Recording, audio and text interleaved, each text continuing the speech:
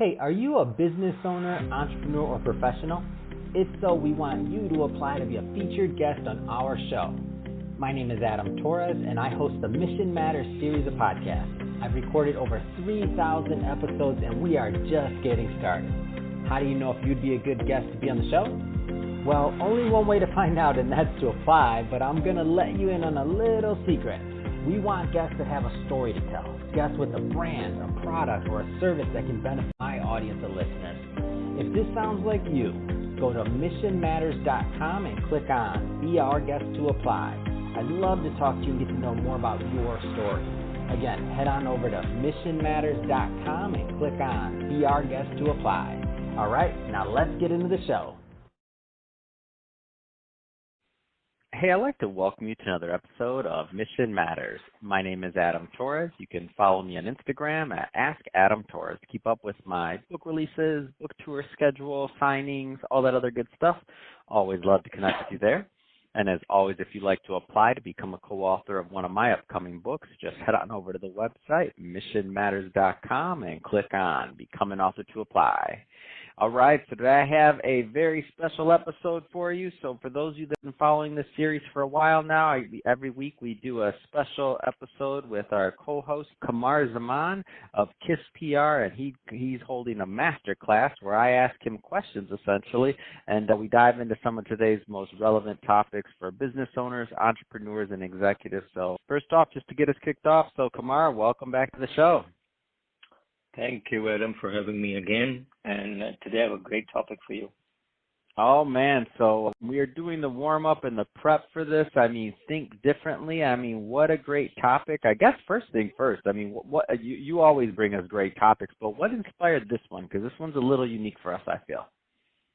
It is. So before I answer that question, I want to tell the audience the topic we discussed last week, which was the content for Google. We talked about the Google update. And then we talked about, the content. The biggest challenge of a small business owner is coming up with content ideas, and they struggle with that. So, as I was preparing for today's episode, I could talk technical, but I said, you know what, I want to go back to the history, because I learned this from my dad, that the best way to learn is to read the books of history. So I went back to the books of history. And I wanted to bring back the knowledge of advertising from the perspective of people that have really made it successful. So that's why I created this episode, the Think Different episode.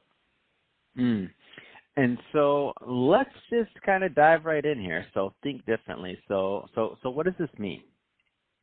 Okay, so Think Different.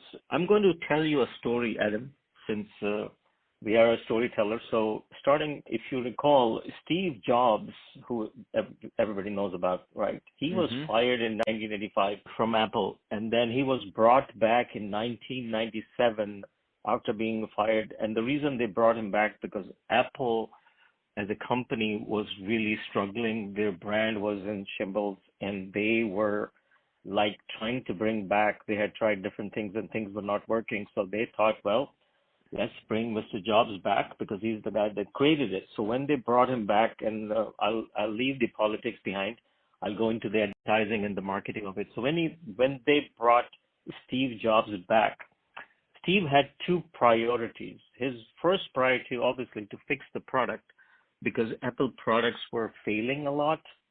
And the second big priority was to revive the Apple's brand image. And I don't know how far you know, but Apple's brand image was pretty much, it was being lost. IBM was going back to it. And they had a product at that time. They were doing marketing. It was called Pink. So I don't know if you know that, but they had a product called Pink, and Jobs came in. So Jobs was doing some research, and in my own research, I found that he got inspired by a company that makes shoes. Guess which company is that? It's Nike. So Steve Jobs was inspired by Nike, and he studied their marketing, and he found out that Nike was a company that was very unique to, in those days, I'm talking about the 1997s. Every shoe company like the Reebok and Adidas, they were promoting their shoe, they were talking about the product, whereas Nike was not talking about it. Nike was mostly focusing their effort, and they were honoring the athletics only. Every campaign that Nike was doing, and I want you to kind of, people that are listening to this episode, pause that episode and do a Google search and look at Nike ads in those days. Historically, they can go to Google Images and see. And they can see that all Nike ads were talking about, how were people feeling different. They were talking about the personalities rather than the shoe itself. So, Adidas was talking about the shoe. Nike, even though they had the best air soles, and Reeboks were comparing their soles to Nike, etc. But Nike did not do that. So Steve got inspired by that, and then he was approached by an ad agency. The name of the ad agency was TBWA, and the CEO was Lee Chow, just for your context. So when Lee Chow and his team presented the idea, they came up with a campaign, and that was called Think Different.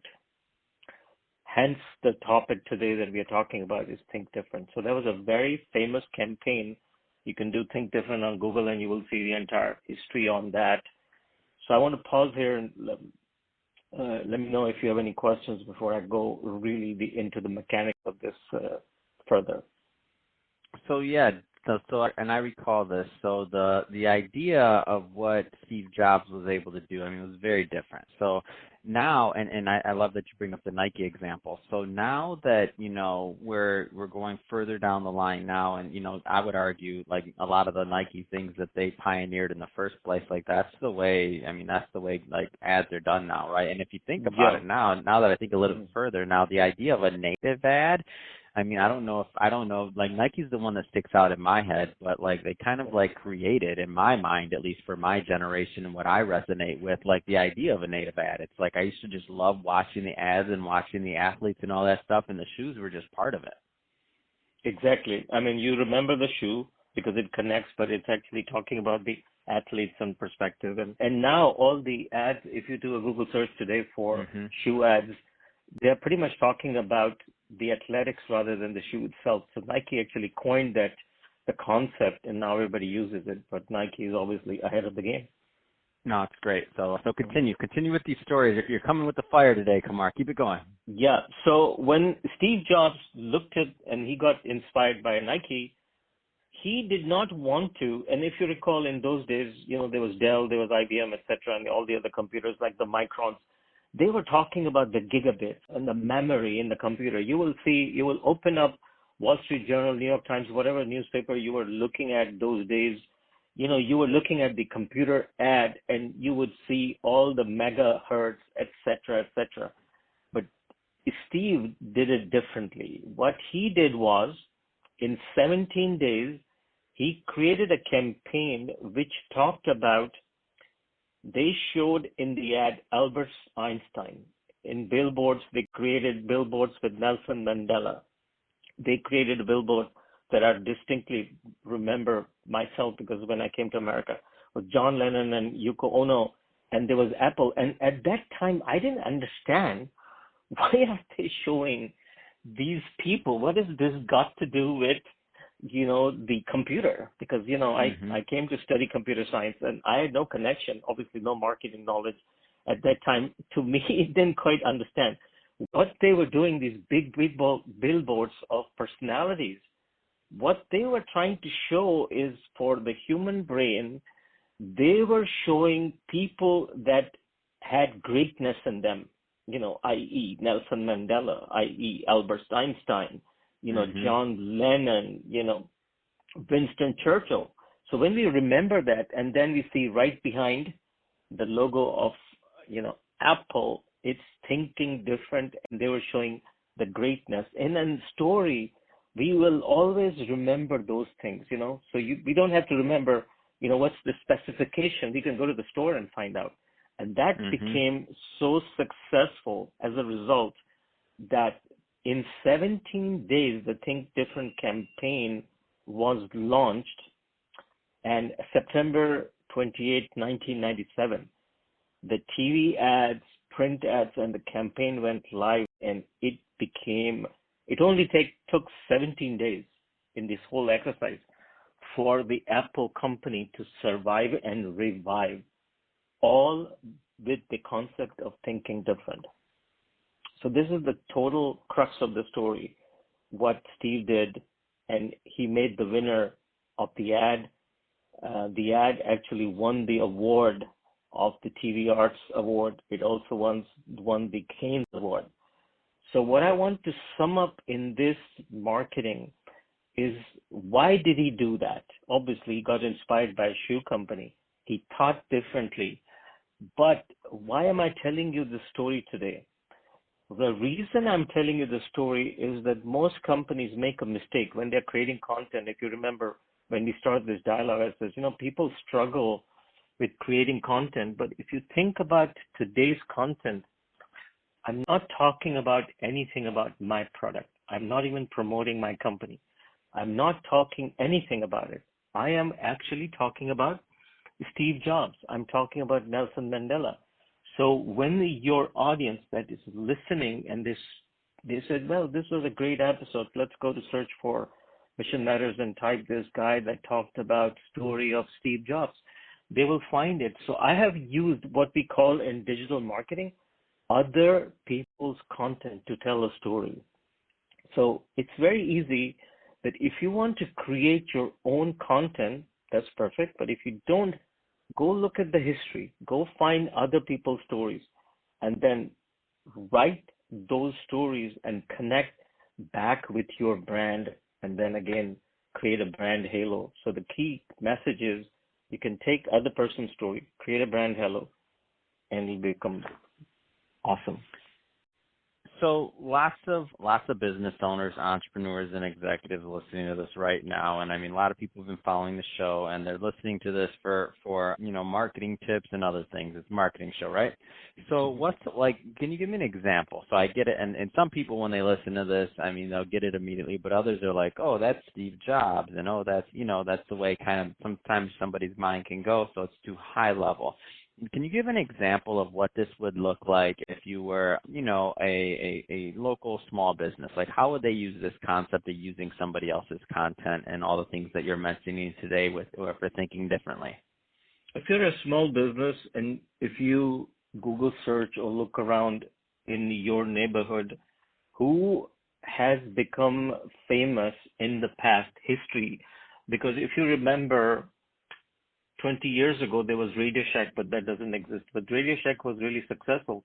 So if you take ideas from the businesses that were really once successful, maybe not there anymore, or the ones that were really successful and they have gone to the highest level, and you take those brand images and their history, you can recreate your story based on those brands. And that's what I keep doing in my marketing. Like what I do is I go into, like, one of the biggest competitors is, I won't mention their name because then I'll be talking about them. It's a big business company that sells press release, right? Mm-hmm. Now, I can never compete with them because they're so huge. They have big infrastructure and they sell press releases. If you type press release service, they will show up, So what I did was I used the keyword press release, but I also called myself a storyteller. So now most people, and I was very new in this, so now most people that wanted to start to tell their stories because they did not really have a press release, but everybody has a story. So I started talking about, hey, you don't have to have a press release, just tell your story and use our platform to do it. As a result, we leveraged the press release machine, which we talked about in the past, but we now tell the stories. So there are many ways a small business user can do that. So talk about other people's story. And the second thing that I want to talk about is when you talked about the small business never focuses on branding. They try to do brand. They think their brand is their website and the logo, but that's beyond, brand is more than that. What they need to do is, what does the brand do? What is the pain they're trying to solve? And that is the story they need to tell in their blogs, in their press releases, in their podcast, et cetera, et cetera. So hopefully that answers your question. So let's go a little bit further into the. Mm-hmm. So that's great, but I want to go further into the idea of thinking differently, specifically for the small business owner. So let's say you're a lawyer, you're a financial advisor, you're somebody that with a pretty traditional profession, I would argue, Mm-hmm. that's now finding themselves in this day and age of social media and these other things that maybe they hadn't done in the past. I mean, somebody might have their practice, they've been in business 10, 15 years, they never had to really, they thought they were doing the branding thing, but it's like you mentioned, it might have been a logo, their website, everything matches great. But now they're listening to this right now and they're like, well, okay, I'm a financial advisor, I'm a lawyer, like how do I think differently? Like that's okay, that's Apple computers, that's a big campaign, but I'm not going to do that as a small business owner. Like, so what do I do? Like, how does Great. that, like, talk to that person for a moment. Okay, so since you mentioned an avatar as a lawyer, and incidentally, a week or 2 weeks ago, maybe, I got a call from a friend of mine he's actually my client, and he said to me that I know by reading your bio on LinkedIn that you help lawyers. And my wife, we have a small practice, we have a small basic website, and we are in the business of car accidents, and they specialize in personal injury. So, but we are not getting, our website is ranking on the search results, but we are not getting the kind of people that we look for. So I said, okay, well, what kind of people are you looking for? He says, the kind of cases we're looking for is car accidents. So I said, okay, let me do some research. And I did research. I did find him. But I found that in Google search, people that are searching were mostly searching for, I got hit, I need a lawyer, I had a car wreck, I need a lawyer. But they were not typing the website for motor vehicle accident lawyer. And his website was targeting motor vehicles. As a result, he was not getting found for a car wreck. He was not getting found for a truck wreck, etc. So I said, why don't you change these few words and then go find a couple of clients that you have had and shoot some YouTube videos, spend some money or do it yourself and put some videos on YouTube that talk about a review by one of your customers. So it's other people's content that talks about the wrecks, etc. And once he did that, and we did a basic press release for them and some blogs, he started to get the bites. So it was just thinking differently of how people do, because in his mind he was a motor vehicle or personal injury lawyer. We made him think differently to what the market is searching for. As a result, once we started to create that awareness, and people started to find that content, they started to find him. And there are many, many case studies. I could, talk about pretty much all the verticals that I've worked with.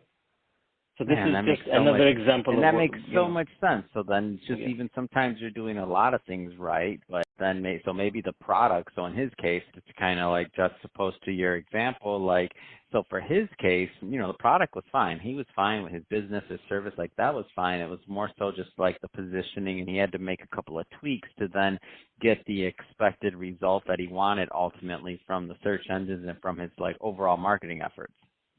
Correct. So there were two key things that we made the changes. We didn't do a lot of changes. We didn't, do a major change. What we did was we went to 3 customers and we asked them for testimonials. And why did we do 3? Why not 1? Why not 2? 1 is, if you put 1 testimonial, it looks like a fluke. If it's 2, maybe you got lucky. 3 is now, the guy is consistently getting more, and then you can say we have more. So at least 3 is a sweet spot, in my opinion. So that's what made a difference. And then we talked about not about the law firm. We made the character in this movie that we created, the video that we created for the clients, as they were the heroes and their life was disturbed, and how they had an injury, how they were searching, how they found this lawyer, and how he made their life different. So that was the key element when A company always talks about me, me. People don't connect to it. But when they talk about the person, the patient, the injury, injury guy, injured guy, that is important because then people connect to it, And I have a big story on that next week, so we'll talk about it. But important that you talk about the person that you're helping rather than, be the hero in the movie. You don't want to be the James Bond. You want to be the guy that James Bond helps. And so that's great. And so just to just to elaborate, so the way that maybe most people are doing that, like that exact same scenario right now, the way that most advertising, or not most, but many of the people that are doing it maybe incorrectly or could stand some improvement, is that they would be doing is talking about me, right? Like, oh, you've been in an accident. We can help. Like, these are our services. This is what we do. This is what we do. This is what we do. Pretty much that would be the incorrect way to go about it, would you argue?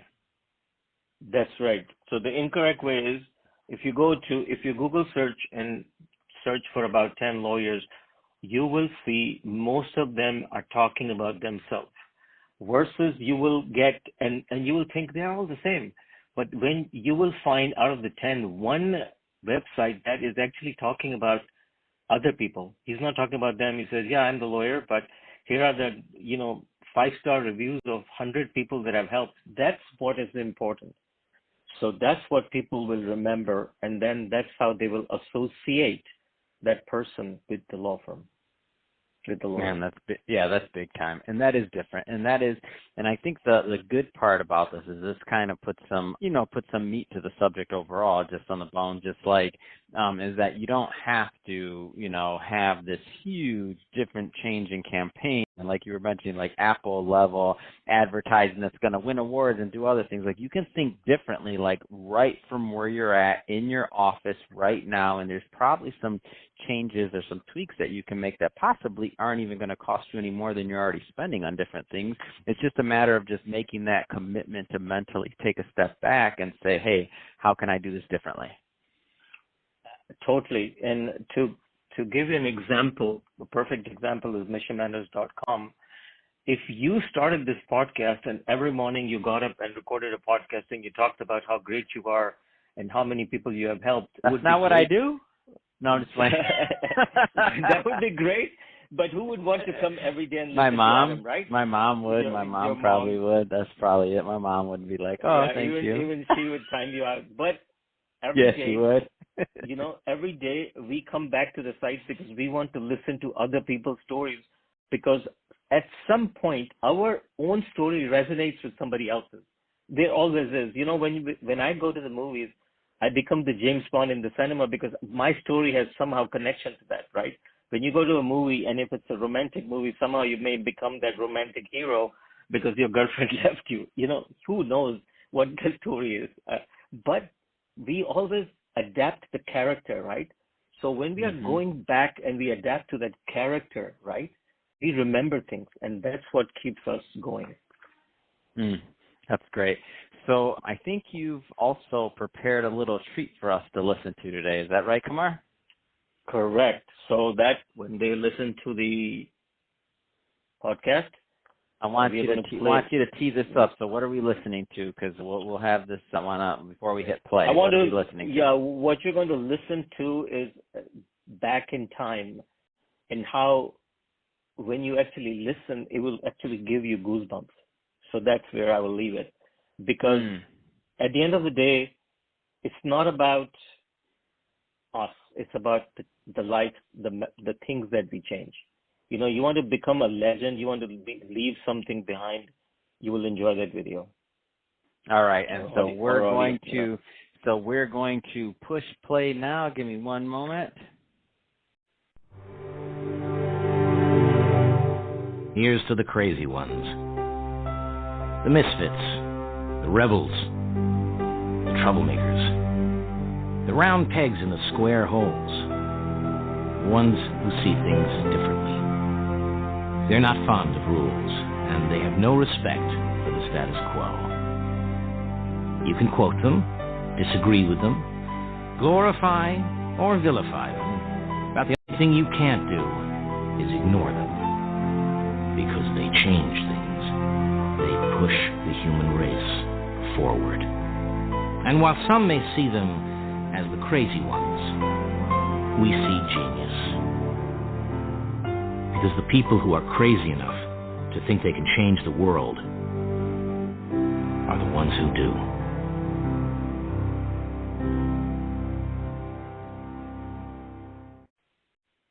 All right, so man, Qamar, goosebumps. I'll just say, like that's something special. That's a moment in time, and that's something that like we'll always remember. Exactly. So that being said, Qamar, I first off, you and I, when we get talking, we can talk about this all day, but we're about out of time on today's episode. So that being said, if somebody's listening to this right now or watching it on YouTube and they want to learn more about KISS PR and to connect with you and your team, I mean, what's the best way for them to do that? KISSPR.com, missionmatters.com, because some of my episodes are there, so definitely. missionmatters.com and KISSPR.com. Just search for Qamar Zaman, and I'm all over. So, fantastic. Well, thank you as always, Qamar. Great having you on the show this week, and I can't wait to get you back next week. And to the audience, as always, thank you for tuning in. Hope you got a lot of value out of this. Hope you learned a lot. If you did, don't forget, hit that subscribe button. Definitely want you to be a return listener and visitor. Have many more mission-based entrepreneurs and businesses coming on the line. And Qamar, as always a pleasure having you on the show. Thank you.